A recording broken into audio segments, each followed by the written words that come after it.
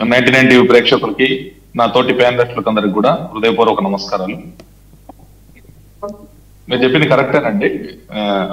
పుల్లారావు గారు చెప్పినట్టు ఆ కాంటెక్స్ట్ వేరు. 100% పుల్లారావు గారు చెప్పిన కాంటెక్స్ట్ దీనికి అసలు ఇది కాదు. ఎందుకంటే వాళ్ళ పాకిస్తాన్ యొక్క అనే దేశము దివాలా తీసింది.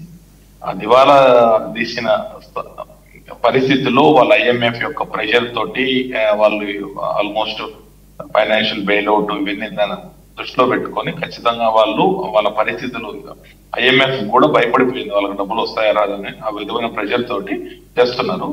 ఇండియాలో మనం ఖర్చు తగ్గించుకోవాలా, ఎయిర్ ఇండియా యొక్క లాసులు చాలా ఉన్నాయి, గతంలో చాలా దీన్ని చేసుకున్నారు వల్ల దాని యొక్క టాటాకే అప్పచెప్పడము, టాటా ఒక స్ట్రాటజిక్ మంచి పార్ట్నర్, ఆ విధంగా మనం దాన్ని ఎక్కడ కూడా పెద్ద ఎక్కువ ప్రెషర్ లేకుండా పబ్లిక్ లో కూడా టాటాకి ఇచ్చినందువల్ల ఎవరికి ఇబ్బంది లేకుండా ప్రజలు కూడా నమ్మారు. ఆ విధంగా ఈరోజు బాగానే నడుస్తున్నాయి.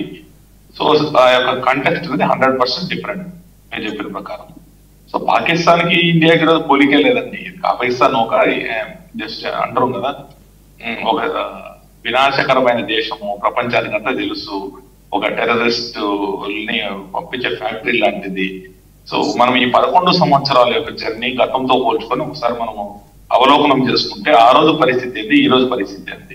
ఆ రోజు అమెరికా ప్రెజర్ పెడితే మనం మునిగిపోయే పరిస్థితి ఉంది. ఈ రోజు మనం అమెరికానే మునిగించే స్థాయికి మనం బిల్డ్ చేయగలిగినాం. అమెరికాని మనం తీసివేయలేం. కానీ అమెరికా ట్రంప్ ఎప్పుడైతే ఆంక్షలు విధించాడో ఇవన్నీ చేసేప్పటికీ అందరూ మునిగిపోతారు, ప్రపంచం అంతా కూడా ఏదో అయిపోతుంది అనే స్థాయి నుంచి ఈ రోజు అసలు ఏంది ఇది, 4 సంవత్సరాల తర్వాత పుతిన్ గారు ఇండియాకు వస్తున్నారు. సో ఏ విధంగా ఈ యొక్క అంటే కొద్దిగా ఈ మధ్యలో లేటెస్ట్ డెవలప్మెంట్స్ కారణంగా రష్యా ఆల్రెడీ మనకు ఒక నమ్మకమైన మిత్రపక్షం మీరు చెప్పినట్టు. సో ఇప్పుడు కూడా మనం నమ్మదగ్గ మిత్రపక్షం కాబట్టి అన్ని సార్లు కూడా మనకి ఎన్నో విధాలుగా అండదండలుగా ఉన్నింది. కాబట్టి ఈ రోజు పుతిన్ మోదీ గారు ప్రోటోకాల్ ని పక్కన పెట్టి మరి ఆయన్ని రిసీవ్ చేసుకోవడం అనేది కూడా ఒక స్ట్రాటజీలో భాగమే నేను అనుకుంటున్నాను. అది దేశానికి అవసరం ఈ రోజు పరిస్థితుల్లో. మొన్న మధ్య జింపింగ్ గారు కావచ్చు, పుతిన్ గారు కావచ్చు, మోదీ గారు వీళ్ళందరూ కలిసి ఎప్పుడైతే అమెరికా చేసే దీనికి కౌంటర్ చేయడానికి వీళ్ళందరూ స్ట్రాటజికల్ గా ఒకటైనారు. సో ఇవన్నీ కూడా మనము ఈ 10-11 సంవత్సరాల్లో వచ్చిన డెవలప్మెంట్స్ గా మనం పరిగణించాలి. భారతదేశము ఈరోజు అమెరికా యొక్క ఒత్తిడికి తల ఒక్కని స్థితిలో ఉందని మాత్రం మనం అందరం కూడా భారతీయులుగా గర్వపడాల్సిన అంశము. కాబట్టి రెండు కాంటెక్స్ట్ పాకిస్తాన్ ని మనం ఏ దృష్టిలో కూడా తీసుకోవాలి. పాకిస్తాన్ ఒక వినాశకర దేశం. ఎప్పుడైనా వాళ్ళు ఏదైనా వినాశం చేయొచ్చు కానీ వాళ్ళు కన్స్ట్రక్టివ్ ఏ రోజు పోలేరు. అబ్బాయి ఇప్పుడు మోదీ గారు ఆ రోజులో అంటే ఇవన్నీ కూడా చాలా ఎలా ఉంటుందంటే, కరోనా టైంలో మోదీ గారు వ్యాక్సిన్లు ఇచ్చేటప్పటికి ప్రపంచ దేశాలు చిన్న చిన్న దేశాలకు ఇచ్చారు. మాకు వాళ్ళ జీవితంలో కూడా వాళ్ళు ఎప్పుడు కూడా తయారు చేసుకున్నారు. వాళ్ళకి ఏ దేశం ఇవ్వని పరిస్థితుల్లో మనం అందరం ఇచ్చాం. సో మనం స్ట్రాటజిక్ గా యొక్క ప్రపంచ దేశాల యొక్క మద్దతులు ఆ విధంగా మనం వాళ్ళందరినీ పొందడం జరిగింది. దాని ఇంపాక్ట్ ఈరోజు విశ్వగురువు కావచ్చు, లేకపోతే ఇండియా శాంతి ప్రముఖ దేశము, ఈ విధంగా ప్రపంచ దేశాలు ఎస్టాబ్లిష్ అయ్యాయి.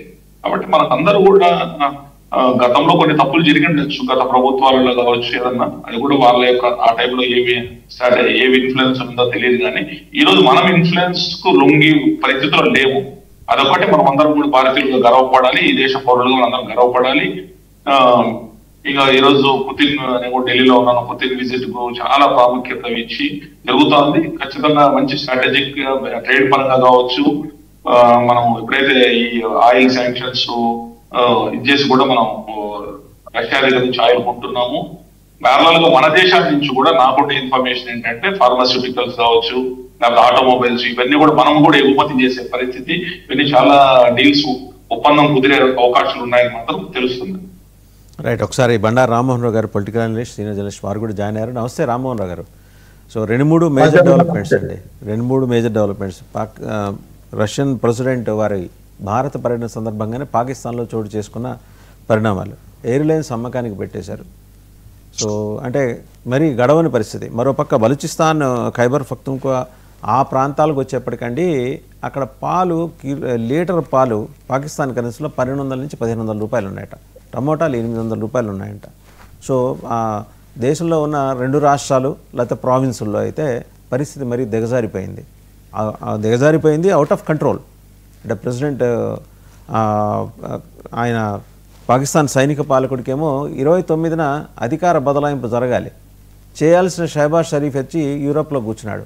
29వ తారీఖుతో ఈయన ఉద్యోగం అయిపోయింది. ఇప్పుడు ఈయన ఏం ఉద్యోగంలో ఉన్నాడో ఎవరికి అర్థం కావట్లా. మరోపక్క